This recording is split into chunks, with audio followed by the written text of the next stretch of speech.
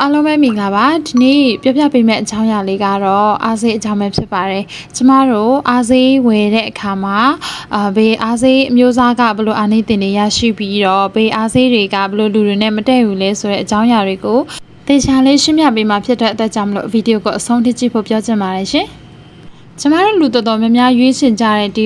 multivitamin အားစေးတွေကကြတော့ခန္ဓာကိုယ်အတွက်လိုအပ်တဲ့ vitamin နဲ့တက်တူတဲ့များစွာကိုစုစည်းပေးထားတဲ့ဖြစ်စွတ်စာအမျိုးအစားပဲဖြစ်ပါတယ်။ဒါမှအစားတောက်ကနေပြီးတော့ကျမတို့လုံလောက်စွာမရရှိနိုင်တဲ့ကျန်းမာရေးအခြေအနေအရလိုအပ်တဲ့သူတွေအတွက်ထုတ်လုပ်ထားတဲ့အားစေးပဲဖြစ်ပါတယ်။အဓိကပါဝင်တဲ့ပစ္စည်းတွေကကြတော့ကျမတို့ vitamin E B တွေနောက်ပြီးတော့ B complex တွေ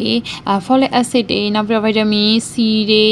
vitamin D E K ပေါ့လေအဲ့လိုမျိုးတွေပါဝင်တတ်ပါတယ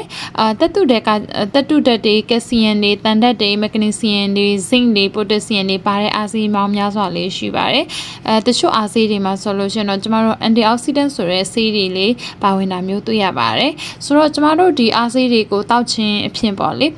တောက်ခြင်းဖြင့်ဘယ်လိုမျိုးအာနိသင်တွေဘယ်လိုမျိုးအသုံးဝင်စေလဲဆိုလို့ရှင်တော့အားစေးတွေကိုကျမတို့တောက်မယ်ဆိုလို့ရှင်တော့ကိုယ်ခံအားစနစ်ကိုမြင့်တင်ပေးပါတယ်နောက်ပြီးတော့တောင်းတန်ရုံဆိုလို့ရှင်တော့ဖျားတာနာတာတော့မဖြစ်တော့ဘူးပေါ့လ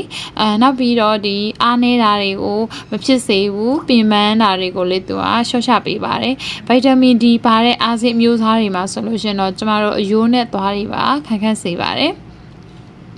်ဒီဗိုက်တာမင်ဒီအားစေးတွေကိုဘယ်လိုလူတွေကတောက်တင်လဲဘယ်လိုလူတွေကအသုံးပြုတင်လဲဆိုလို့ရှိရင်တော့ကျမတို့အာဟာရချိုးတက်နေတဲ့သူတွေနောက်ပြီးတော့ဒီကိုဝင်ဆောင်တွေနှိုးတိုက်မိခင်တွေတောက်ပေးတင်ပါတယ်နောက်ပြီးတော့တက်လွတ်စားတဲ့သူတွေပြီးလို့ရှိရင်အသက်အရွယ်ကြီးလာတဲ့သူတွေအစားခြင်းစိတ်နေတဲ့သူတွေဆိုလို့ရှိရင်တော့ဒီ multivitamin အားစေးတွေကိုတောက်ပေးတင်ပါတယ်ကျမတို့ဒီအားစေးရွေးချယ်တဲ့အခါမှာ group site ပေးရမှာကကြတော့ကိုယ်နဲ့တင်းတော်တဲ့ဗိုက်တာမင်ပမာဏတွေနောက်ပြီးတော့ကိုယ့်ရဲ့အသက်အရွယ်ကျန်းမာရေးအခြေအနေအဲ့ဒါတွေကိုပါသတိထားပြီးတော့ရွေးချယ်တတ်ဖို့လေလိုပါတယ်เนาะနောက်ပြီးတော့ကျမတို့အားစေးဝယ်ယူတဲ့အခါမှာလေကိုယုံကြည်စိတ်ချရတဲ့ထုတ်လုပ်တဲ့သူတွေစီကနေပြီးတော့လေဒီဆေးတွေကိုဝယ်တာတော့အကောင်းဆုံးပဲပေါ့လေနောက်ပြီးတော့ဆေးဝယ်တဲ့အခါမှာလေကျမတို့အရေးကြီးတာက user ရှိရမှာကကြတော့ဆေးဝယ်တဲ့အခါမှာကျမတို့expiry date ပေါ့တက်တန်ကုန်ဆုံးတဲ့ရက်ကိုစစ်ဆေးဖို့လိုပါမယ်ဆေးဆိုင်ကနေပြီးတော့ဆေးဝယ်ပြီးချင်းထွက်မသွားဘဲနဲ့ဒီဆေးဘူးကိုယူလိုက်တဲ့အခါမှာကိုယ့်ရဲ့စိတ်ကပ်ပဲဖြစ်ဖြစ်ဆေးဘူးပဲဖြစ်ဖြစ်အဲ့ဒါဒီ expiry date ပေါ့ဒီတက်တန်ကုန်ဆုံးစင်မဲ့ date ကိုအရင်ဆုံးစစ်ဆေးဖို့ကျမကတော့အကြံပေးချင်ပါတယ်နော်ဆောင်းနာတော့ကျမရှိမှပြောခဲ့သလိုမျိုးပဲအားစေးတွေမှာပါဝင်တဲ့ ingredient တွေကအများကြီးဖြစ်တဲ့အတွက်ကြောင့်မလို့တခုတတိထားရမယ်ဆိုလို့ရှင်တော့သွေးတိုးသမားတွေကကျင်းစင်းပါတဲ့အားစေးတွေကိုတတိထားပေးဖို့ရလိုပါတယ်သွေးတိုးသမားတွေကကျင်းစင်းပါတဲ့အားစေးကိုမတောက်သင့်ပါဘူးဘာကြောင့်လဲဆိုလို့ရှင်တော့ကျင်းစင်းမှာပါဝင်တဲ့ဒီတက်တွေကကြတော့ခန္ဓာကိုယ်ရဲ့သွေးကြောစနစ်နဲ့အာရုံကြောစနစ်ကိုလှုပ်ဆော်ပေးတဲ့တက်တွေလေးပါပါတယ်ဆိုတော့သူကကြတော့ဒီဂျင်စင်းရဲ့ effect ကတော့နှလုံးခုန်မြန်စေတ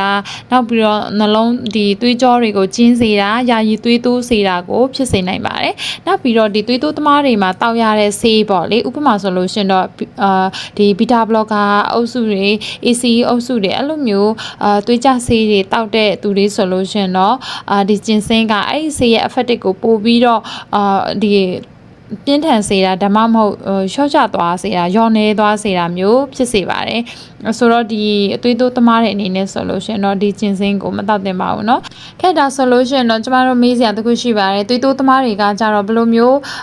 ingredient ပါတဲ့အားစေးမျိုးစားကိုတောက်ရမလဲပေါ့ဆိုတော့ကျမတို့ omega 3 fatty acid တွေကိုတောက်ပေးလို့ရပါတယ်ဒီလိုမျိုးငါးကြီးစီမှာပါတဲ့ omega 3 fatty acid တွေကကြတော့နှလုံးကျန်းမာရေးကိုလည်းကောင်းစေတယ်နောက်ပြီးတော့သွေးကိုလည်းသူကသွေးတိုးတာကိုလည်းထိန်းညှိပေးပါတယ်ဒါပေမဲ့အလွန်ကျွံတောက်မယ်ဆိုလို့ရှိရင်တော့သွေးကျဲစေအဖြစ်တက်ရောက်သွားနိုင်တာကြောင့်ဆရာဝန်ညွှန်ကြားချက်နဲ့တောက်တာတော့ပို့ပြီးတော့ကောင်းပါတယ်ရှင်နောက်ပြီးတော့ဒီသွေးတိုးသမားတွေကဗိုက်တာမင် D ပါတဲ့အားစေးမျိုးစားကိုတောက်ပေးလို့ရတယ်ပြီးတော့မက်ဂနီဆီယမ်တို့ဆီယိုဂျူတန်တို့ပါတဲ့ဒီပိုတက်ဆီယမ်ပါတဲ့အားစေးအမျိုးစားတွေကိုတောက်ပေးလို့ရပါတယ်နော်ကဲဒါဆိုလို့ရှိရင်တော့ဒီအားစေးအကြောင်းနဲ့ပတ်သက်ပြီးတော့ရှင်းပြပေးသွားတဲ့အရာတွေထဲမှာဘလို့အားစေးတွေကကိုယ်နဲ့တင့်တော်ပြီးတော့ဘလို့အားစေးတွေကဘလို့ effective တွေရှိရကြောင်းကိုယ်နဲ့မတင့်တော်ဘူးဆိုတဲ့အကြောင်းအရာတွေကိုပါနားလေသဘောပေါက်လိမ့်မယ်လို့ယုံကြည်ပါတယ်အ ခုလိုမျိုးကျမ်းမာရေးနဲ့ပတ်သက်တဲ့ဘူးသူသားအကြောင်းအရာများစွာကိုအမြဲတမ်းတင်ဆက်ပေးမှာဖြစ်တဲ့အတွက်ကြောင့်မလို့အမြဲတမ်းစောင့်ကြည့်ကြဖို့လည်းမမေ့ပါနဲ့အောင်ရှင်လင်းဖာမစီရဲ့ပြည်သက်အားလုံးလည်းယောဂအဖျားတွေကင်းဝေးပြီးတော့ကျမ်းမာပျော်ရွှင်တဲ့နေ့ရက်တိုင်းကိုပတ်ဆိုင်နိုင်ကြပါစေလို့ဆုမကောင်းတောင်းပေးလိုက်ရပါတယ်ဒီဗီဒီယိုရဲ့ comment မှာလည်းကိုသိကျင်တဲ့စေဝါပညာအကြောင်းတွေကိုသိကျင်တဲ့ယောဂအကြောင်းဆေးအကြောင်းတွေကိုမေးမြန်းထားလို့ရပါတယ်အားလုံးပဲမင်္ဂလာရှိသောနေ့လေးဖြစ်ပါစေရှင်